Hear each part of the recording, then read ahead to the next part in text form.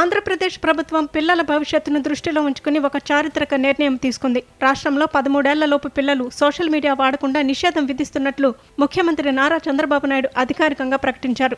అసెంబ్లీలో ద్రవ్య వినిమయ బిల్లుపై చర్చ సందర్భంగా ఆయన ఈ కీలక విషయాన్ని వెల్లడించారు. రాబోయే 90 రోజుల్లోగా ఈ నిషేధానికి సంబంధించి కఠినమైన చట్టాన్ని తీసుకురానున్నట్టు సీఎం స్పష్టం చేశారు. అలాగే 13 ఏళ్ల నుంచి 16 ఏళ్ల వయసున్న పిల్లల విషయంలో ఎటువంటి నియంత్రణలు ఉండాలనే దానిపై ప్రభుత్వం కసరత్తు చేస్తోంది. అందరితో చర్చించి ఏకాభిప్రాయం కుదిరిన తర్వాతే ఈ వయసు వారికి సంబంధించిన నిబంధనలు ఖరారు చేస్తామని ఆయన తెలిపారు. 90 డేస్లో 13 సంవత్సరాల లోపల ఉండేవాళ్ళు సోషల్ మీడియాకు అందుబాటు లేకుండా చేసే కార్యక్రమానికి శ్రీకారం చుడతాం. 13, 16 సంవత్సరాలు చర్చ చేస్తున్నాం. అందరూ ఒప్పుకుంటే దాన్ని కూడా ఏం చేయాలని ఆలోచిద్దాం. అల్టిమేట్గా సోషల్ మీడియా వల్ల మన పిల్లలు నష్టపోవడానికి వీలు లేదు. ఐటీ మంత్రి నారా లోకేష్ ఇప్పటికే మెటా, గూగుల్, ఎక్స్ వంటి దిగ్గజ సంస్థలతో ఈ అంశంపై సంప్రదింపులు జరుపుతున్నారు. వయసు ధృవీకరణ కోసం అంతర్జాతీయ విధానాలను పరిశీలిస్తున్నారు.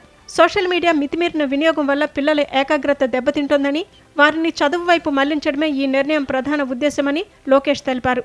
మహిళలు మరియు పిల్లలకు సోషల్ మీడియాను సురక్షితమైన వేదికగా మార్చడమే తమ అంతిమ లక్ష్యమని ప్రభుత్వం పేర్కొంది. ఇప్పటికే మంత్రివర్గ ఉపసంఘం ఇతర రాష్ట్రాల్లోని విధానాలను అధ్యయనం చేస్తోంది.